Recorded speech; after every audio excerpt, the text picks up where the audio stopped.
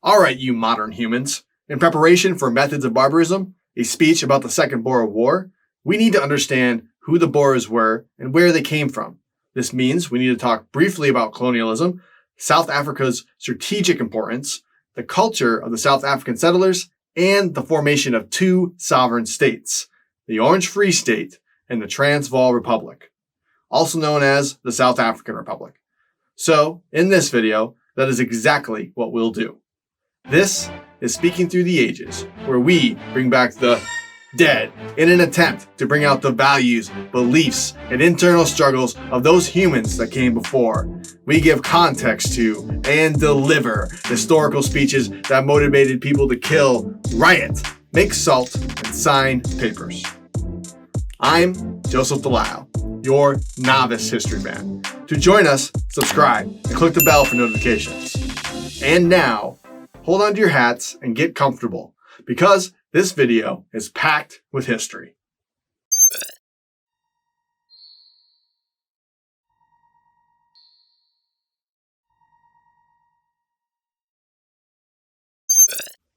I view history as the combination of cultural trends and forces, plus influential people and factions pushing certain ideas. And economic ideas have significant impact on how history plays out. Take, for example, the concept of mercantilism, the precursor to capitalism. Mercantilism dominated the economic mindset in Europe from the 1400s to the early 1700s. In summary, it defined a nation's wealth by how much gold and silver the nation was accumulating through exports. With that idea at the root, nations started making laws and regulating goods and resources to maximize exports and hoard gold and silver. The problem? When everyone maximizes exports, nobody maximizes exports. The easiest way to acquire raw materials? Discover, take, dominate. Mercantilism was a form of economic warfare, and it's no coincidence that it and colonialism overlap almost perfectly in history. In 1415, Portugal was the first to push for a global empire held together with a naval power and force. Soon after, all the major European powers, France, Spain, Britain, and the Dutch, started conquering, discovering, and competing for new people, lands, and colonies. One area where trade was absolutely necessary and mutually beneficial was trade with India and East Asia. Finding the best trade route to the east was a primary goal for the European colonies.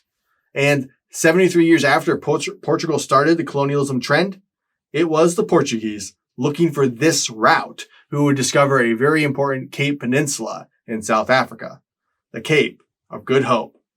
However, focused on the route, the Portuguese never permanently settled the Cape.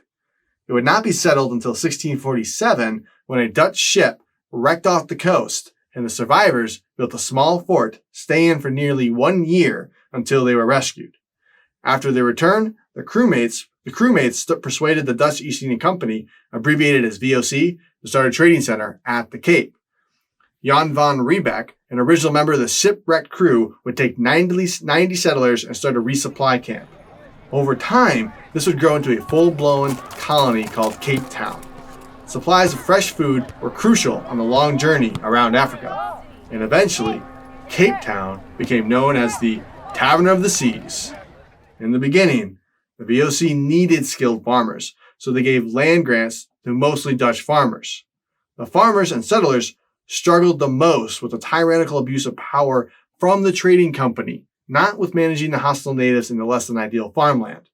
The VOC stopped the open immigration policies, monopolized trade, told farmers what crops to grow, and demanded heavy percentages of the harvest. The farmers and settlers started drifting and expanding east and north into South Africa, trying to escape the tyranny of the VOC. Culturally, hatred for any organized government, the dislike of all authority, and extreme libertarian freedom would settle into the farmer's identity, and they would pass this anti-government attitude into the future Boer generations.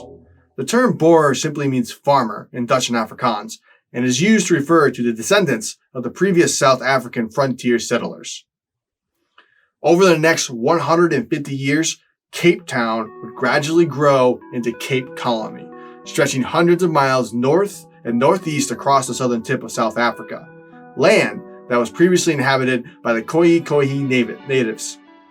The 7 provinces of the Netherlands, the mother country of the VOC, would fall to the French under the leadership of Napoleon Bonaparte.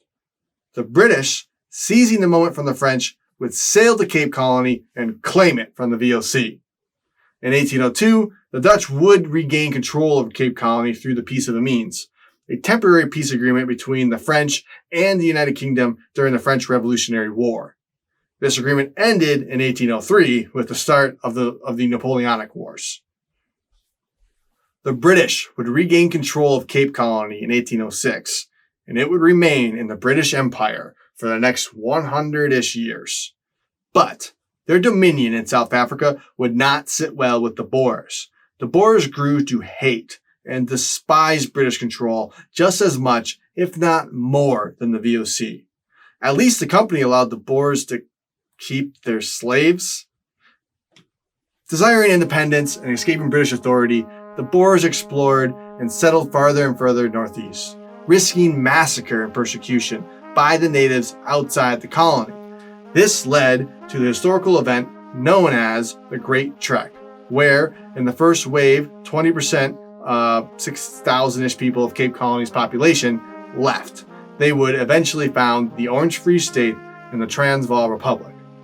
Transvaal would be recognized by the British as a sovereign nation in 1852 and the Orange Free State in 1853. Whoa, all right. We hit you with a lot of information, but basically, Portugal discovered Cape of Good Hope, the Dutch would settle and create a full-blown colony out of it, the British would gain ultimate control during the Napoleonic Wars. However, the Boers hated the British, so they migrated further inland to establish the Orange Free State and the Transvaal Republic. And now, we are ready to cover the First and Second Boer Wars in the next video. Thanks for exploring the ages with us.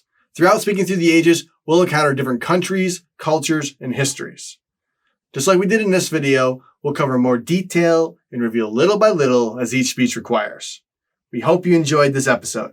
And remember, be sure to subscribe and click the bell for notifications. Or leave comments to correct any errors, exaggerations, or perfunctory explanations this novice history fan gets wrong. See you next time, where the dead teach.